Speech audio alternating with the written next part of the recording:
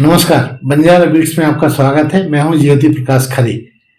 आज हम आपको मिला रहे हैं एक ऐसे वरिष्ठ साहित्यकार, रचनाकार गुरुदेव से, जिन्होंने संस्कृत में एक आयाम स्थापित किया हुआ है। चलिए मिलते हैं डॉक्टर बीबी त्रिपाठी जी, उर्फ बलभद्र के नाम से वो जाने जाते हैं।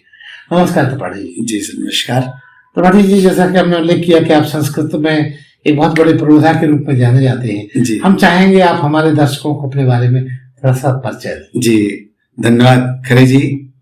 मूलतः मैं बुंदेलखंड क्षेत्र से ही जुड़ा हूँ। बुंदेलखंड क्षेत्र के अंतर्गत ही महोबा जनपद है। उसी में कवरई विकास खंड के अंतर्गत रेवई नामक ग्राम है, वही मेरी जन्मभूमि है। जी। मेरे पिताजी किसान थे और अपने कृषक जीवन में रहते हुए ही उन्होंने अपने पुत्रों को उच्च शिक्षा के लिए प्रेरित किया। मेरे बड़े भाई अग्रज डॉक्टर यशवी त्रिपाठी जी ने 1981 में बीएचयू से एमडी किया। अच्छा। और उसके पूर्व उन्होंने संस्कृत विश्वविद्यालय के आयुर्वेदिक कॉलेज से ही टीएमएस की परीक्षा उत्तीर्ण की थी। और उनका रिकॉर्ड था कि वो उत्तर प्रदेश के इतिहास में पहली बार सभी वर्षों के टॉपर रहे। क्या बात है। उनके जीवन से ही मुझे भी प्रेरणा मिली कि मुझे भी अपने शैक्षिक जीवन को उसी ऊंचाई पर ले जाना है। भगवत कृपा से कक्षा 8 ग्रामीण क्षेत्र में ही उत्तीर्ण किया। जी। और उस समय भी कक्षा 8 की हम लोगों की बोर्ड की परीक्षा हुआ करती थी। हाँ। और उसमें भी मेरा जिले में स्थान था। क्या बात है। और ईश्वर की ही ऐसी विशेष कृपा थी कि हम लोग उच्च शिक्षा के लिए तीर्थराज प्रयाग पहुंच गए। वहीं ही श्री राम दीक्षित संस्कृत महाविद्यालय में, जो वैष्णव परंपरा से जुड़ा हुआ था, जी। वहीं से मैंने माध्यमिक शिक्षा प्राप्त की। जी। संस्कृत में विशेष योग्यता रही। जी। वहीं से मैंने शास्त्री की परीक्षा उत्तीर्ण की। और शास्त्री की परीक्षा उत्तीर्ण करने के बाद मुझे इलाहाबाद विश्वविद्यालय के संस्कृत विभाग में एमए में प्रवेश प्राप्त हुआ। जी। और प्रथम वर्ष की परीक्षा उत्तीर्ण करने के उपरांत ही मेरा नेट जेआरएफ में चयन हो गया। जी। उसी वर्ष से यूजीसी द्वारा प्रतियोगितात्मक परीक्षा के माध्यम से छात्रवृत्ति देने का सिद्धांत प्रवर्तित किया गया था। जी। और मैं ये ईश्वर की कृपा ही मानता हूं कि इलाहाबाद विश्वविद्यालय का मैं प्रथम विद्यार्थी हूं जिसे प्रतियोगिता परीक्षा के माध्यम से शोध वृत्ति हेतु चयन किया गया था। क्या बात। बहुत बहुत बधाई है। इसी शोध वृत्ति के उपरांत मेरी एमए उत्तरार्ध की परीक्षा हुई। और उत्तरार्ध परीक्षा में पूरे सत्र में मेरा द्वितीय स्थान था बैच में, विश्वविद्यालय में। उसका भी मेडल मुझे मिला। जी। और 1989 में मेरी पीएचडी की उपाधि हेतु पूरी शोध प्रबंध मूल्यांकन होने के बाद मुझे प्रदान की गई। जी। शोधोपाधि के बाद विश्वविद्यालय अनुदान आयोग द्वारा रिसर्च एसोसिएट योजना के अंतर्गत मुझे विशेष अध्ययन के लिए चयनित किया गया। और उस समय वरिष्ठ वेतनमान पर मेरा चयन हुआ था। जी। 5 वर्ष मैंने इलाहाबाद विश्वविद्यालय के स्नातक और परास्नातक कक्षाओं में अध्यापन किया और अपना शोध प्रबंध भी पूर्ण किया। शोध प्रबंध की पूर्णता के पश्चात संपूर्णानंद संस्कृत विश्वविद्यालय से संबद्ध श्री तिदन्यदेव संस्कृत शोध केंद्र में निदेशक के रूप में मेरा चयन हुआ। जी। और 3 वर्ष मैं भगवान राम की जन्मभूमि अयोध्या में सेवारत रहा। और शोध संस्थान में मैंने अनुसंधाताओं को और जो भी शोध से संबद्ध प्रवृत्तियां थी उसको मैंने विकसित किया। जी। तदुपरांत लोक सेवा आयोग से मेरा राजकीय महाविद्यालय हेतु चयन हुआ। जी। और चयन के उपरांत प्रथम महाविद्यालय मुझे कोटक द्वारा आवंटित हुआ। जी। क्योंकि निदेशक महोदय से मैंने निवेदन किया था कि ऐसा महाविद्यालय मुझे दिया जाए जहां परास्नातक कक्षाओं में अध्यापन की सुविधा हो। जी। मेरे निवेदन को निदेशक महोदय ने स्वीकार किया और राजकीय महाविद्यालय कोटक द्वार के लिए मेरा नियुक्ति पत्र शासन की ओर से निर्गत किया और 28 दिसंबर 1998 को मैंने राजकीय महाविद्यालय में कार्यभार ग्रहण किया और वहां अध्यापन करते हुए मैंने संस्कृत विषय में 4 छात्राओं को नेट जेआरएफ हेतु प्रेरित किया और विद्यार्थी सफल भी हुए और वहां 5 विद्यार्थियों ने मेरे निर्देशन में पीएचडी की उपाधि प्राप्त की। क्या बात है। संस्कृत में जी। उसी वर्ष उत्तर प्रदेश और उत्तरांचल के विभाजन के पश्चात हम लोगों से राज्य का विकल्प लिया गया था, क्योंकि जननी जन्मभूमिश्च स्वर्गादपि गरीयसी इस सिद्धांत को हम लोगों ने पढ़ा भी था। तो मातृभूमि के प्रति स्नेह होना स्वाभाविक है। तो मैं अपने गृह राज्य का मैंने उत्तर प्रदेश का चयन किया और उत्तर प्रदेश के चयन के उपरांत वहां से कार्यमुक्त होने में हम लोगों को 4-5 वर्ष लग गए। अरे अच्छा। हम लोगों की फाइल जब कार्यमुक्त के लिए गई तो माननीय मुख्यमंत्री जी नारायण तिवारी जी थे, उन्होंने लिख दिया कि डिग्री प्राध्यापकों को कार्य मुक्त करने से उत्तरांचल की उच्च शिक्षा व्यवस्था चरमरा जाएगी। अतः लोक सेवा आयोग से चयनित प्राध्यापकों के आने के बाद ही इन्हें कार्य मुक्त किया जाए, इसलिए विलंब हुआ। उत्तर प्रदेश में मैंने 1 नवंबर 2011 को कार्यभार ग्रहण किया और यहां निदेशक महोदय द्वारा मुझे चंदौली जनपद में नौगढ़ क्षेत्र में राजकीय महाविद्यालय स्थापित किया जाना था जी। अब क्यों उन्होंने मेरा चयन किया राजकीय महाविद्यालय की स्थापना के लिए, ये तो निदेशक महोदय ही जाने। उन्होंने मुझसे केवल यही कहा कि मैंने आपकी बड़ी प्रशंसा सुनी है और आपको बहुत बड़ा दायित्व दिया जा रहा है, आपको ये महाविद्यालय स्थापित करना है। मैं गया और नौगढ़ क्षेत्र दूरस्थ था भी और लोग कहते थे अरे वो तो बहुत नक्सल प्रभावित क्षेत्र है, लेकिन ईश्वर की कृपा बहुत विलक्षण होती है। उस नक्सल प्रभावित क्षेत्र में जितना मुझे सम्मान प्राप्त हुआ उसके लिए मैं ईश्वर के प्रति निश्चित रूप से अपने आप को बहुत ही आशीर्वाद युक्त मानता हूं। ईश्वर की कृपा से मुझे वहां बहुत सम्मान मिला और राजकीय महाविद्यालय स्थापना के पश्चात निदेशक महोदय ने मुझे आश्वासन दिया था कि आप महाविद्यालय प्रारंभ करा दें, उसके पश्चात उत्तर प्रदेश में आप जहां चाहेंगे वहां आपको अच्छा स्थान मिलेगा। 2 वर्ष में मैंने महाविद्यालय भवन का निर्माण करा दिया और निदेशक महोदय से हमने अपनी आज्ञा प्रस्तुत की और उत्तर प्रदेश के इतिहास में प्रथम सत्र में ही 365 छात्र छात्राओं का प्रवेश उस महाविद्यालय में हुआ। ये उत्तर प्रदेश का रिकॉर्ड है। मान्यता हो गई विश्वविद्यालय से, शासन से और क्या चलने लगी, महाविद्यालय स्थापित हो गया और 2014 में मैंने निवेदन किया झांसी के लिए। यद्यपि निदेशक चाहते थे कि मैं इलाहाबाद रहूं, किंतु पारिवारिक स्थिति ऐसी थी कि मुझे झांसी का चयन करना पड़ा और मैं झांसी आ गया और जुलाई 2014 में मैंने राजकीय महिला महाविद्यालय झांसी में संस्कृत के प्राध्यापक के रूप में कार्यभार ग्रहण किया। तब से लेकर के अभी तक इसी महाविद्यालय की सेवा में तत्पर हूँ। तो पंडित जी, मैं चाहूंगा कि आप की यात्रा तो हमने सुनी और बड़ी अलौकिक अकल्पनीय है। हम चाहेंगे आप अपने बारे में ये भी बताएं कि आप के और क्या क्या शौक हैं जो आपके इस पूरे कार्यकाल को और ज्यादा सुशोभित करते हैं। धन्यवाद खरे जी। मैं अपने आप को अभी भी संस्कृत विद्या का विद्यार्थी ही मानता हूं और संस्कृत में लिखना मेरी उत्कृष्ट अभिलाषाओं में से एक है। मैं संस्कृत पद्य काव्य ही लिखता हूं।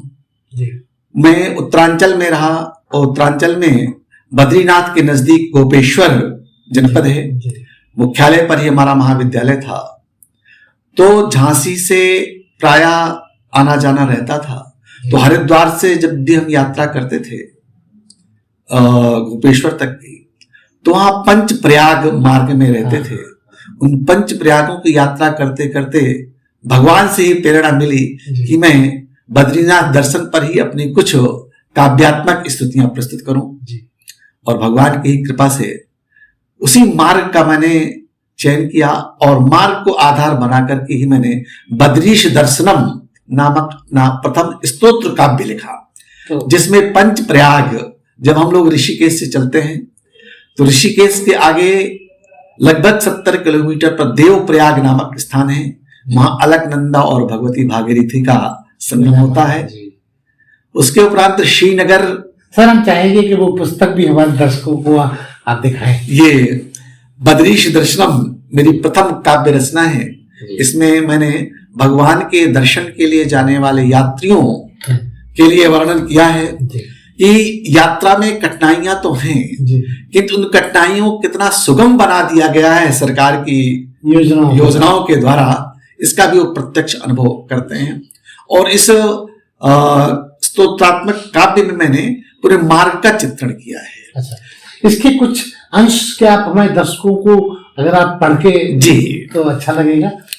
इसमें एक दो हमारी काव्य परंपरा में सबसे पहले ईश्वर के प्रति अपनी श्रद्धा समर्पित करना, स्तुति करना हमारे मंगलात्मक पद्य के रूप में माना जाता है। तो सबसे पहले मैंने ईश्वर से यही प्रार्थना की है कि जो हमारे भारतवर्ष के तीर्थ यात्री आपके दर्शन के लिए आते हैं, उन्हें मार्ग में किसी प्रकार की असुविधा ना हो, मार्ग में दुर्घटनाएं होती हैं, अवरोध ना हो, उनका कोई व्यवधान उन्हें ना हो, यही ईश्वर से मैंने प्रार्थना की है। वो पद्य में आपके समक्ष प्रस्तुत करना चाहूंगा। शीर्षा शक्ति विभू विभूषित वपुः पुण्यात्मनां प्राणिनां संरक्षैकमतिः पुनातु भुवनं वैकुंठलोकाधिपः विघ्नभ्रात विघात चर्चित तनु ताक्षे समारुह्य सा सद्यः पान्त परिश्रमापनयनो मार्गे समायातु नः गंगोमाशय चंद्रशेखर दया दृष्टि हिमाद्रे भुवः भूयात् भक्त जनेषु साधनमयी श्रेयस्करी सर्वदा साहाय्यं विदधातु देव समति यात्रा शुभा वैष्णवी साक्षात् तत्तद्भुत्सवश्च मुनयः संबोधका विश्वतः। इन दो पद्यों से मैंने समस्त शक्ति के आधार स्वरूप परमात्मा से प्रार्थना की है, हे प्रभु आप हमारे तीर्थ यात्रियों के लिए हमेशा सुगम मार्ग बनाएं, मार्ग में आने वाले समस्त बाधाओं को दूर करें। यदि आप कहीं दूर हो तो आपका द्रुतगामी वाहन गरुड़ है, आप उसमें आरूढ़ होकर तत्काल अपनी भक्तों की रक्षा के लिए पहुंचने में समर्थ हैं। अतः आपसे निवेदन है कि आप हमारे यात्रियों की रक्षा करने के लिए शीघ्र उस स्थान पर पहुंचने की कृपा करें। इसी के साथ ही चूंकि भगवान शंकर का आवास हिमाद्री पर्वत ही माना जाता है, उसमें मैंने पहले पद में एक शब्द का चयन किया है, गंगो माशय चंद्रशेखर दया दृष्टि।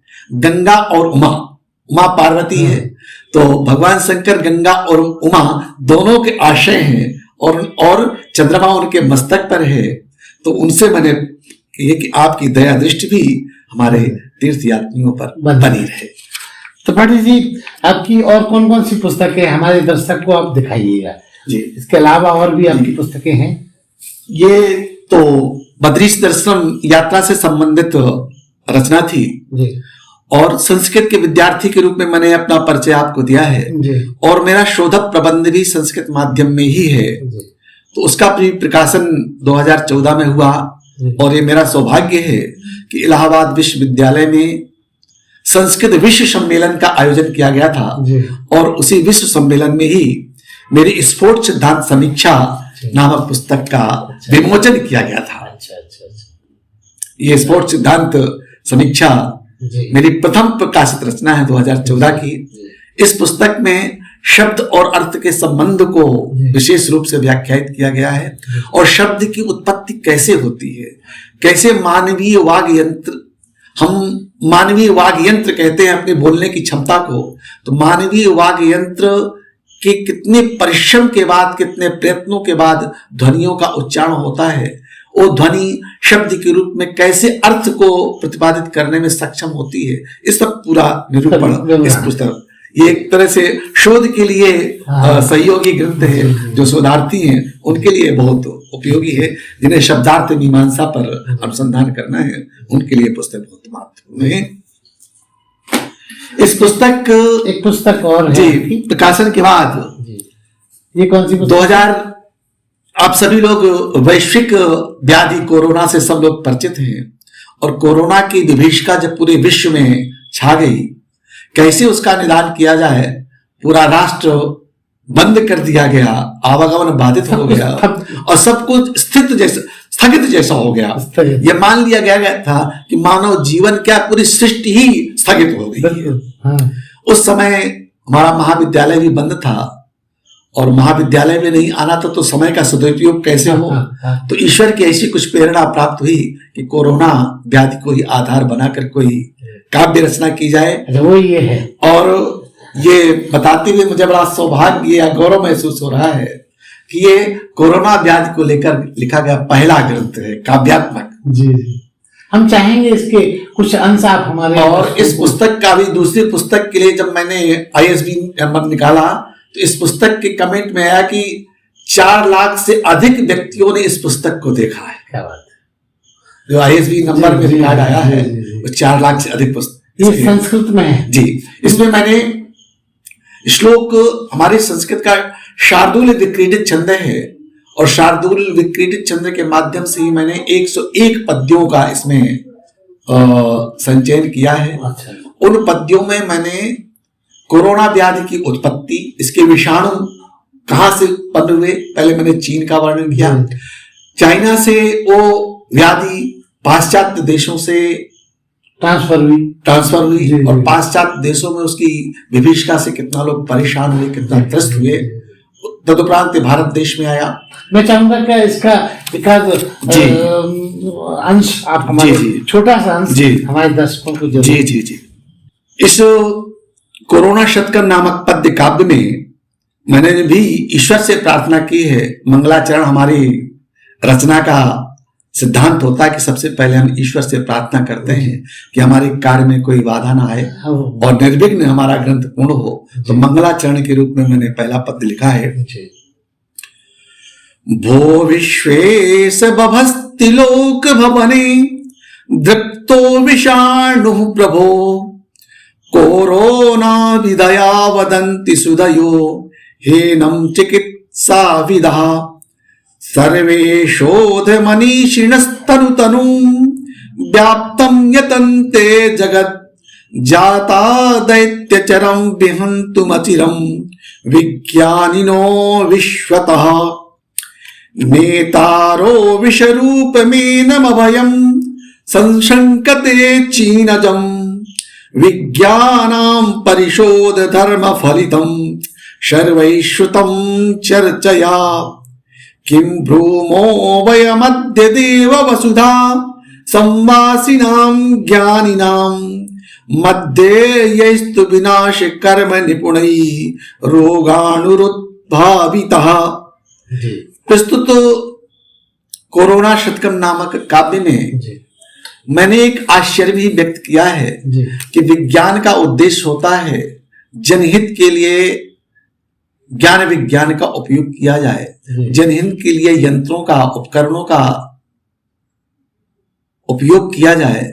किंतु चीन ने अपनी विद्या को कुत्सित विद्या के रूप में प्रवर्तित किया और जो आयुष विज्ञान जीवन रक्षक प्रणाली के लिए प्रसिद्ध है, ख्यात है, उस आयुष विज्ञान में उन्होंने विषाणु को तैयार किया, दुरुपयोग किया। तो मैंने इसमें प्रदर्शित किया है कि चीन के विज्ञानियों का ये कुत्सित प्रयोग था, ऐसा नहीं किया जाना चाहिए, क्योंकि हम लोग मानवता की रक्षा के लिए ही अपने ज्ञान का उपयोग करते हैं जी। और इस पुस्तक की सबसे उत्कृष्ट विशेषता जो है कि इसमें उस समय के झांसी के मंडलायुक्त महोदय ने इस पुस्तक का पूरा अध्ययन किया और उन्होंने इसकी समीक्षा लिखी। पांडे जी ने? नहीं, ये सुभाष चंद्र शर्मा जी थे। सुभाष चंद्र शर्मा जी, अच्छा अच्छा। उस समय तत्कालीन कमिश्नर महोदय थे, हाँ, सुभाष चंद्र शर्मा जी। हाँ, उन्होंने इस पुस्तक को पूरा 1 माह तक रखा, इसके मैन्युस्क्रिप्ट को, और पूरा अध्ययन करने के बाद उन्होंने उसकी समीक्षा लिखी। ये गौरव की बात है। ये समीक्षा इसमें, और उससे भी बड़ा सौभाग्य ये, इस समय वो प्रमुख सचिव है उत्तर प्रदेश शासन में, और अभी भी हमारा उनसे संपर्क बना हुआ है। तो पाटिल जी, इसके अलावा आपकी और कौन कौन सी उपलब्धियां हैं जो जिसमें हम गर्व कर सकते हैं? और कोरोना के बाद जो समस्या अपने राष्ट्र में आई, हमारे प्रांत के, हमारे राज्य के कर्मचारियों को दूसरे प्रांतों से आने में जो असुविधाएं हुई, उन असुविधाओं का भी वर्णन करना मैंने अपना लक्ष्य समझा। तो मैंने एक सद्भावना शतकम नामक दूसरे ग्रंथ की रचना की, और उसमें भी 101 श्लोक मैंने लिखे हैं, और संपत्ति वो प्रकाशनाधीन है। अच्छा, संभवतः इसी महीने उसका भी, बिल्कुल, उसका ISBN नंबर हमें प्राप्त हो चुका है। और मेरी योजना है किसी संक्रांति के अवसर पर उसका विमोचन हो जाए, बहुत जल्दी उसका भी प्रकाशन होने वाला है। आपको एडवांस में बधाई देता है। इसके अलावा कुछ और भी ऐसी उपलब्धियां जो नए साल में हम धमाके के रूप में देख पाएंगे? जी जी। और इस पुस्तक को मैंने झांसी के लगभग सभी महाविद्यालयों और पुस्तकालयों में दिया है, और शासन विकास प्राधिकरण की ओर से अटल पुस्तकालय संचालित है, और उस पुस्तकालय में मेरी 11 प्रतियां रखी हुई हैं। उससे कारण भी पूरे इसमें प्रचार प्रसार हो गया, और सब लोग इस पुस्तक को, मतलब नई पीढ़ी आपको देख पाएगी, सुन पाएगी, पढ़ पाएगी। जी जी, ये अच्छा है जी। तो पाटिल जी, आपके इसके अलावा लेखन, पढ़ना लिखना, इसके अलावा और भी ऐसे कौन से शौक हैं जो हिडन है, लोगों को नहीं पता? क्योंकि आपका व्यक्तित्व तो कुछ अलग है, कई लोगों के कुछ अपने अलग शौक भी होते हैं।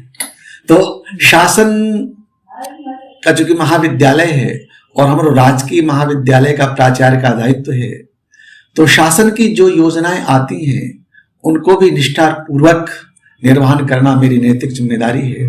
शासन की ओर से जो भी योजनाएं चलाई जाती हैं जन कल्याण की, शुरू में माननीय योगी जी ने मुख्यमंत्री के रूप में कन्या सुमंगला योजना का प्रारंभ किया था, और झांसी जनपद का मुझे उसका नोडल अधिकारी बनाया कन्या सुमंगला योजना का।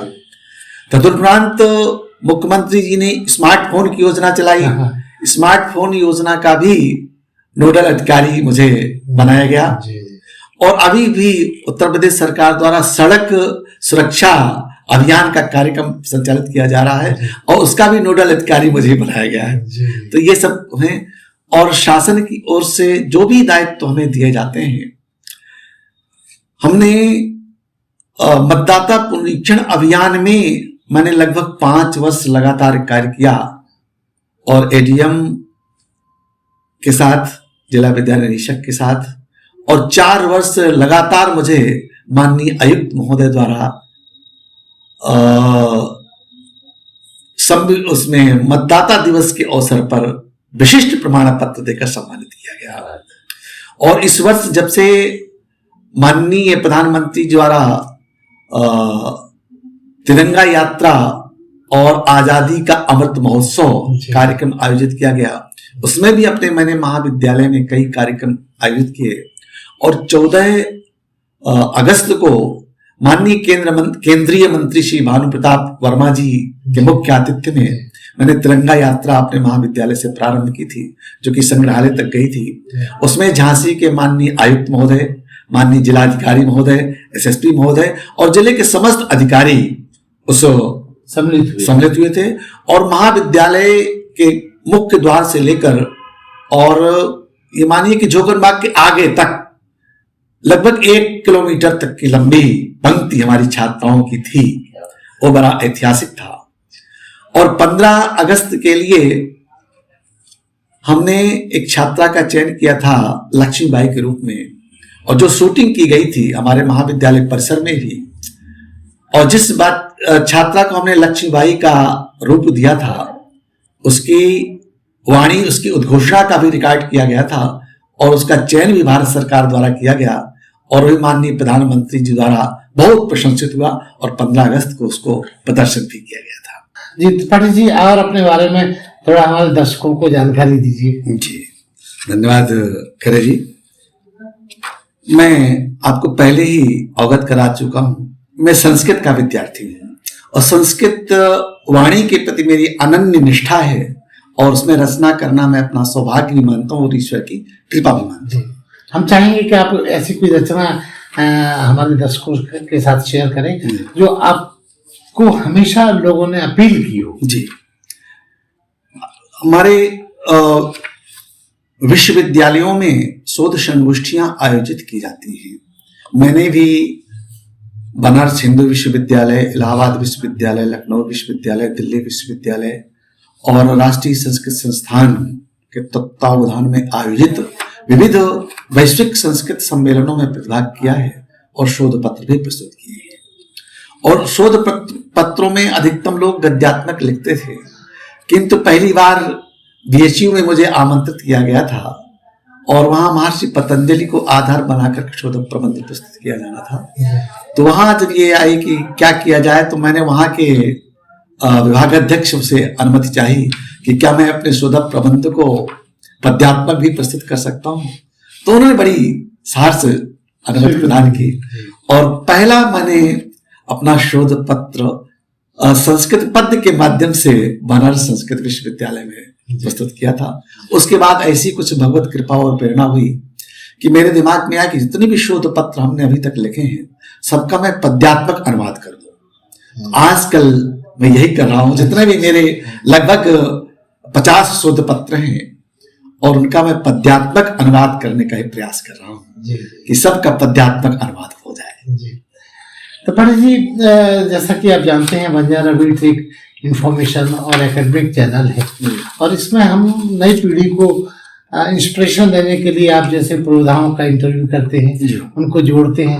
हम चाहेंगे कि आप हमारे दर्शकों को कोई अपना एक ऐसा संदेश दीजिए ताकि उनको आपका ये जो संस्कृत वाला मुद्दा, क्योंकि ये बड़ा कठिन माना जाता है, और उससे संदर्भित बच्चों को प्रेरणात्मक कोई संदेश दीजिए। जी धन्यवाद करे जी। वास्तव में अगर हम देखें तो संस्कृत वाणी केवल सुनने में लगता है कि बहुत कठिन है, किंतु जब इसके हम अंदर प्रवेश करते हैं और उसके प्रति आस्थावान हो जाते हैं, श्रद्धावान हो जाते हैं, तो मेरा विश्वास है कि संस्कृत बहुत मधुर और सरल वाणी है। केवल इसमें केवल आस्था, आपको परिश्रम थोड़ा सा करना है और जब भी आप इसमें अंधा प्रवेश करेंगे तो निश्चित रूप से जो आनंदानुभूति या आत्मिक संतोष प्राप्त होता है वो अन्य किसी भाषाओं में नहीं है।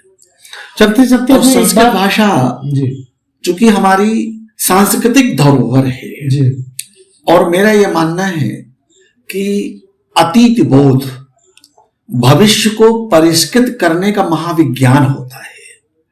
जब हम अपनी जड़ों में सिंचन करते हैं तो पुष्ट पूरा वृक्ष होता है। अगर हम अपनी सांस्कृतिक संपत्ति को, अपनी सांस्कारिक परंपरा को जीवित रखेंगे, उनके प्रति निष्ठावान होंगे, तो निश्चित रूप से आज की पीढ़ी जो कुछ दिग्भ्रमित सी प्रतीत हो रही है उसे पुनः नया जीवन मिलेगा और भारतीय सांस्कारिक व्यवस्था को वो पुनः संस्थापित करेंगे। क्योंकि हमारी संस्कृति में त्याग और समर्पण बहुत ही महत्वपूर्ण माने गए हैं। आप इतिहास की देखें, आज हम लोग एक एक फुट जमीन के लिए परेशान रहते हैं, किंतु हमारे आदर्श मर्यादा पुरुषोत्तम श्री राम के लिए देखिए पूरा राज्य उन्होंने छोड़ दिया। भारत के लिए जो पूरा राज्य मांगा गया उसकी कोई लिप्सा नहीं। उनके अन्य भाई सब पूरा त्यागमय जीवन व्यतीत करते हैं और आज वही परिणाम है। पूरा विश्व उनकी उसी त्याग परंपरा को आदर्श मानता है और पूरे विश्व में राम के चरित्र को यशस्वी और अनुकरणीय माना जा रहा है। कोई नहीं कहता कि रावण की तरह आचरण करिए, सब लोग यही शिक्षा देते हैं कि राम की तरह आचरण करें। तो मेरा आज की नई पीढ़ी से यही निवेदन है कि अपनी सांस्कृतिक संपत्ति, सांस्कृतिक समृद्धि को आत्मसात करें और जीवन को परिष्कृत करते हुए उस ऊंचाई पर पहुंचे जहां के लिए लोग हमेशा उत्सुक रहते हैं। यही समस्त विद्यार्थियों के प्रति आज के छात्र छात्राओं के प्रति और जो भी उन्नतिगामी है, उन्नति चाहते हैं, उनसे मेरा यही आग्रह है कि अपनी सांस्कृतिक संपत्ति को आधार बनाकर भविष्य को परिष्कृत करें। तो ये थे डॉक्टर बीबी त्रिपाठी जी, जो अपनी संस्कृति की यात्रा, संस्कृत की यात्रा हमारे बंजारा बीट के साथ शेयर कर रहे थे। नमस्ते त्रिपाठी जी। धन्यवाद। बंजारा बीट से बात करने के लिए आपको बहुत बहुत धन्यवाद।